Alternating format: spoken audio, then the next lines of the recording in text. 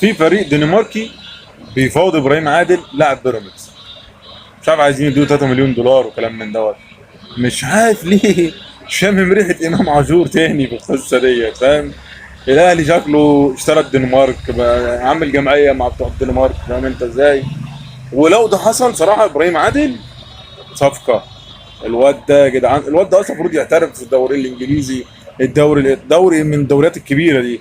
بس طبعا انا كاهلاوي اتمنى يجي عندنا صراحه. واد جامد ولعيب وروح ومتاسس. بيراميدز طبعا مش هيديهولنا لو بص، لازم نعمل له كوبري زي بتاع امام. كوبري امام ده اللي هو ايه، كان كوبري كهربا برضه قبل كده، فاهم؟ وفي لعيب تاني الهلال السعودي بيستغنى عنه، انا نفسي الاهلي يفكر فيه، موسى ماريجا بتاع الهلال السعودي. يا جدعان اللاعب ده جامد، يا عم هاتوه يا عم، ده فري ببلاش.